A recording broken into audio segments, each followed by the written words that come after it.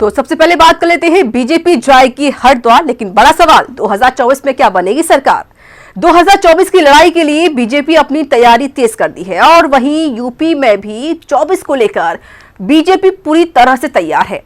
CM Yogi Adityanath की अध्यक्षता में मंत्रियों के साथ कैबिनेट की बैठक हुई और इस बैठक में मंत्रियों को यूपी के 75 जिलों में संगठन को मजबूत करने की जिम्मेदारी दी गई है। रिपोर्ट देखिए।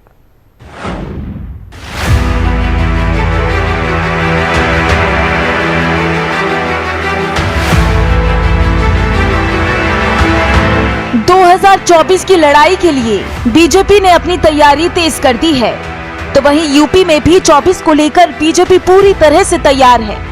सीएम योगी आदित्यनाथ की अध्यक्षता में मंत्रियों के साथ कैबिनेट बैठक हुई।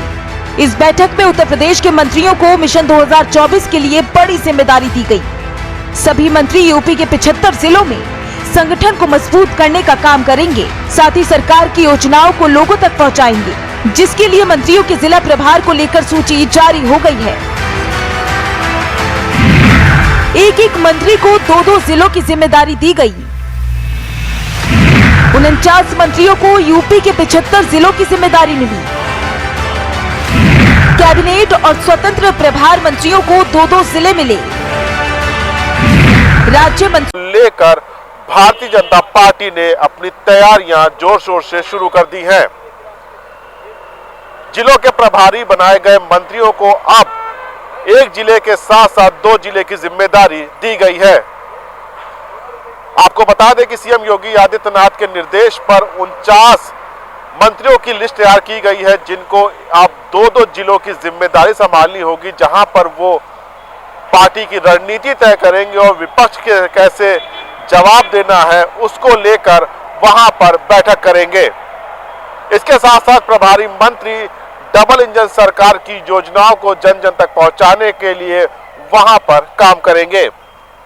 तो ऐसे में देखना होगा कि लोकसभा के लिए जो 80 में से 80 सीटें जीतने का लक्ष्य भारतीय जनता पार्टी लेकर चल रही है, उसकी यह रणनीति कितनी कारगर साबित होती है। कैमरामैन मनोज के साथ मैं राहुल श्रीवास्तव, हिंदी खबर, लखनऊ। टारगेट 80 के तहत बीजेपी यूपी में तैयारी कर रही है, क्योंकि बीजेपी को पता है अगर 2024 में दिल्ली की गद्दी पर विराजमान होना है तो यूपी में एक बार फिर भगवा लहराना होगा। सीएम योगी आदित्यनाथ इसी मिशन के तहत अपने मंत्रियों को जिम्मेदारी दी है। तो चलिए आपको बताते हैं कि जिले की जिम्मेदारी किसे मिली है। किसको कहा की जिम्मेदारी? मंत्री सूर्य प्रताप शाही को अयोध्या और आजमगढ़ की जिम्मेदारी, सुरेश खन्ना को गोरखपुर और लखनऊ की जिम्मेदारी, मंत्री स्वतंत्र देव सिंह को प्रयागराज और बांदा की कमान, बेबी रानी मौर्य को झांसी और कानपुर देहात की कमान दी गई, लक्ष्मी नारायण चौधरी अलीगढ़ और इटावा में डेरा जमाएंगे, जयवीर सिंह को वाराणसी और बरेली की जिम्मेदारी, धर्मपाल सिंह को मेरठ और संभल की जिम्मेदारी, नंद गोपाल गुप्ता नंदी को कानपुर नगर और मिर्जापुर मिला, अनिल राजभर को गोंडा और मऊ की जिम्मेदारी दी गई,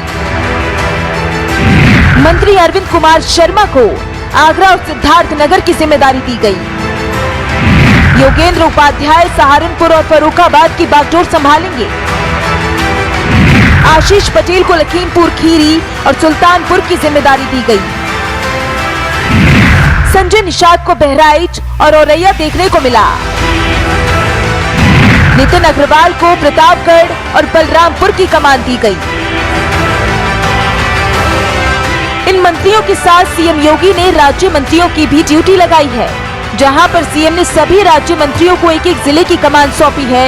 ये सभी मंत्री अपने इलाके में जाकर लोगों से मिलेंगे और पार्टी को मजबूत करने का काम करेंगे, जिसमें सबसे पहला नाम दिनेश खटीक का है। राज्य मंत्रियों को कमान, राज्य मंत्री दिनेश खटीक को शामली जिले की जिम्मेदारी, अरुण कुमार सक्सेना को बुलंदशहर और मयंकेश्वर सिंह को सीतापुर, संजीव गौड़ को चंदौली और बलदेव ओलख को पीलीभीत की जिम्मेदारी, अजीत सिंह पाल को फिरोजाबाद और जसवंत सैनी को बागपत, रामकेश निषाद को ललितपुर की जिम्मेदारी दी गई। यूपी में सीएम योगी टारगेट 80 को लेकर काम कर रहे हैं। इसके लिए सीएम ने अपनी पूरी टीम लगा दी है। यूपी के 80 लोकसभा सीट पर देखा जाए तो बीजेपी के सामने सिर्फ सपा लड़ाई में नजर आ रही है। हालांकि अगर यूपी की बात करें तो वहां भी बीजेपी अपने विपक्षी पार्टियों को टक्कर देती दिखाई दे रही है। लिहाजा सीएम योगी की पूरी कोशिश है कि यूपी में बीजेपी का परचम पहले की तरह ही लहराते रहे, तो वहीं विरोधी दल भी जोर आजमाइश करते दिखाई दे रहे हैं। ब्यूरो रिपोर्ट, हिंदी खबर।